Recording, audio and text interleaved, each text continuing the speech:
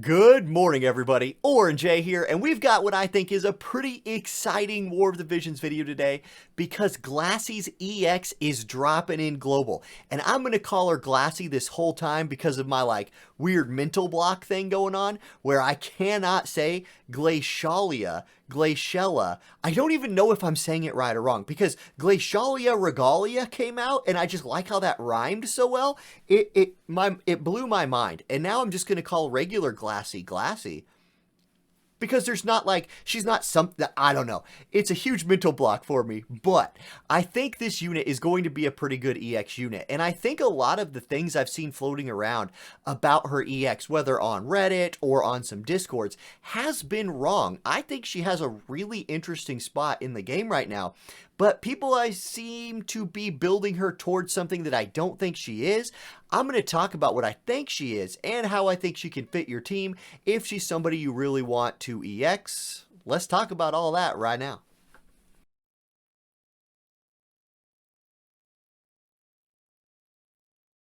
So when I'm thinking about Glacie, I think it's really important to think about what she's meant to do.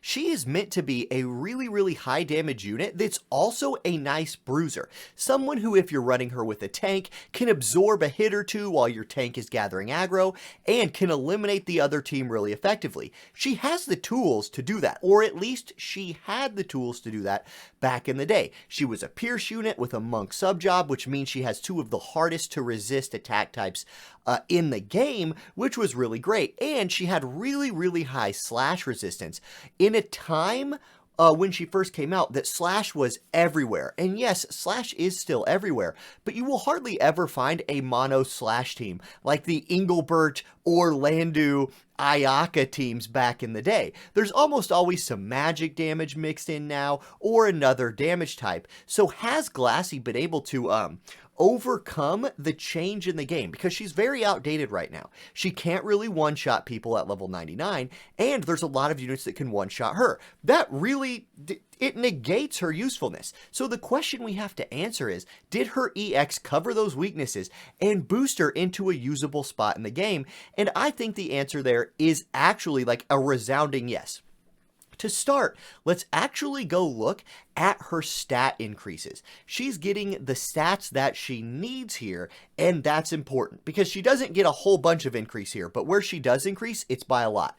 First, HP from 2585 at level 99 all the way up to 3981 at level 120. She has almost 4k HP at level 120 that will really help her survive a hit or two. Her attack, big boost, right? 446 at 99.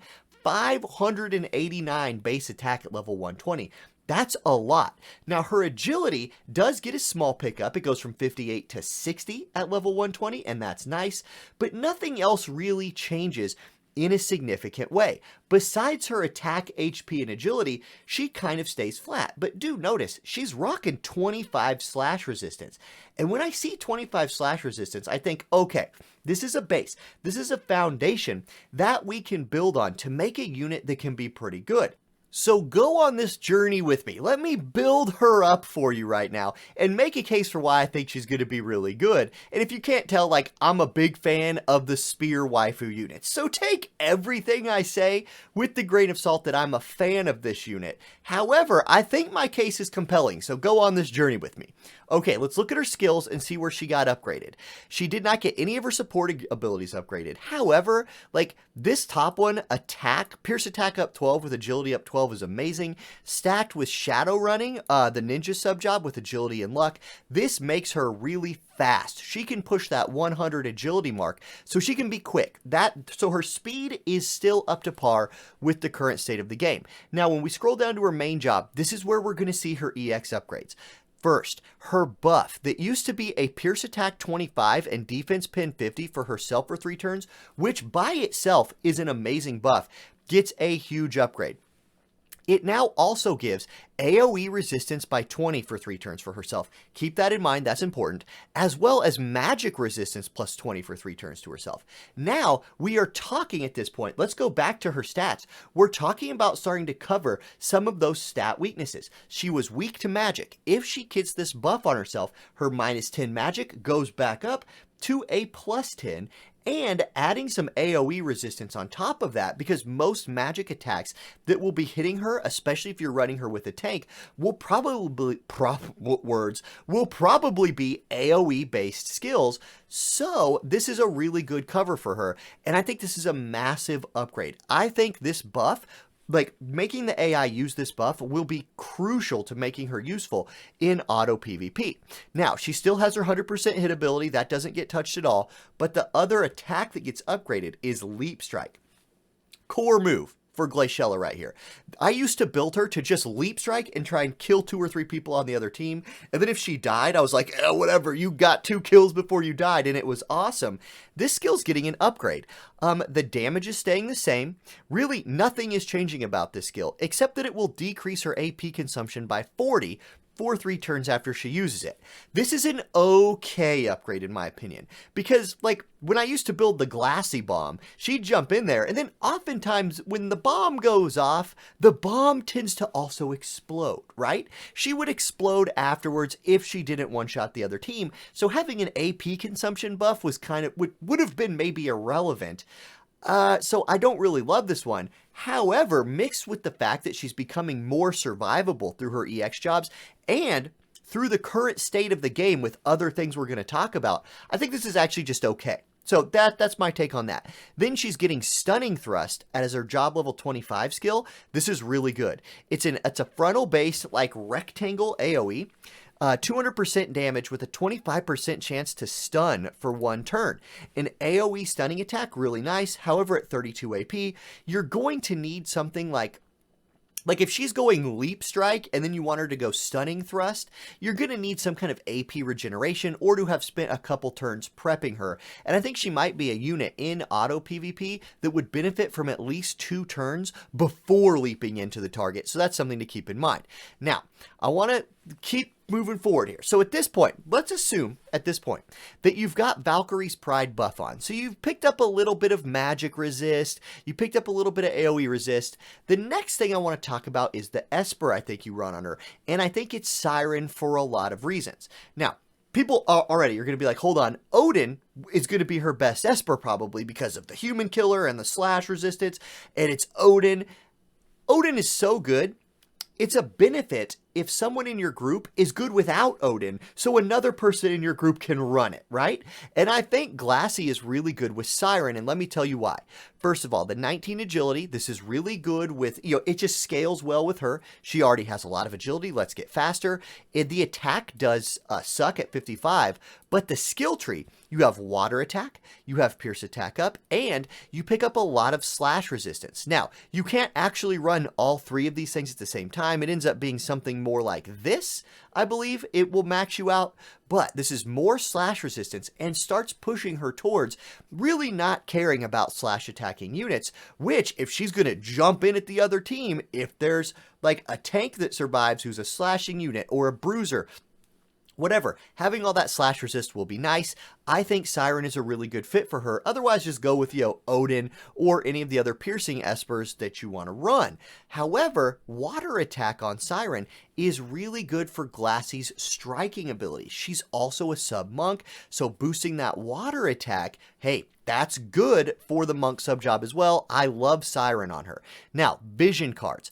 A lot of people, what I've been reading today, let me actually zoom this out a little bit, or zoom this in. A lot of people have been talking about dashing over snowy fields because it has a picture of her on it. Like, look guys, this is a really old vision card. It does not have a Glassy specific upgrade. Maybe it will get one when her EX comes out. There was nothing about that in the notes. If it doesn't, I actually don't think this is the card you want to run on her. Yes, more agility is nice, and pierce attack up for your group is in theory good. Maybe if you're running her with like Ramada or in a mixed piercing type team or something like that, but I don't love the water critical damage buff here. In all scenarios, I think this is just okay at best. I think there's better, and I want to start with Clairvoyant Astrologer as the I think there's better. This card is crazy good on her. 1, it gives her single target resistance, right? Which is, again, more of that bruiser ability that you want her to have. It has good attack, good spirit. Then if we zoom out, because we got to zoom out because there's so much going on this card. Let's zoom all the way out. it gives magic resist to your water element units in the group. So with that buff she's already cast, pushing her magic resist into the positive, this pushes it further into the positive. It does not make her a magic tank, but you really need her to survive about one magic attack, right? Let her get another turn and finish off that mage that maybe survived. I think this card on her is going to be great. Plus the attack and acquired AP up scale with both her main job and monk sub job if you're running that, and are really useful for the rest of the group. Not to mention, you get this armor piercer ability in the middle of the screen here, which gives her another big AoE attack that is a defense debuff and will further help her just burn through the enemy team. I love Clairvoyant Astrologer on her. Now, when you're talking about other vision cards to maybe mix in, the new VC that's coming out this week is really good as well. I might not run this on her in all situations, but the magic resistance and attack does scale with her nicely. Then the human killer and accuracy with physical attacks will again boost both her piercing and monk subjob. Really like this. And at the bottom here you see single target resistance 20, more resistance, right? More bruiseriness being added to her kit. And if you're running this on her, it does start her with 20 additional AP. Don't sleep on that 20 AP. That card, the new card we just talked about, in addition to Leviathan, though these cards work together really nice because you can see Leviathan gives your whole group AoE resistance 20. So if you find a way to work both this card and Leviathan into a water group, you will have essentially 20 flat resistance across your water team. I think that's really interesting. I would not recommend putting this card on Glassy, but maybe another unit in your group would be really nice for it. And then if you're running her with like a water mage, you can always throw Siren in there, especially if you're going for an anti-fire team. Now, real quick, I did put together just an example build of a 120 Glassy to show what her stats could be represented, maybe at 120. Let's take a peek at them. Notice I do have Solidus and the new vision card in here, giving her those buffs as well. And I'm equipping her with a really nice spear, the Wind Spear, Platinum Helm for more slash resist. And man, I got to shout out the exotic Pero right here. This is an amazing TMR on her. It gives her shell, makes her a little bit more of a bruiser with some more AP. Love this TMR on her. Love it. Okay, let's look at her stats. That's what this is about. She's rocking 6,400 HP and a nice fancy 1111 attack. 1111 attack. Really like that number. 99 agility, good dex and luck. 23 spirit, 80 slash resistance, that's really good. 10 magic resistance, and again, that's before she's applied that buff to herself. As well, she has a bunch of accuracy, crit rate, single target attack resist in this build is at 26.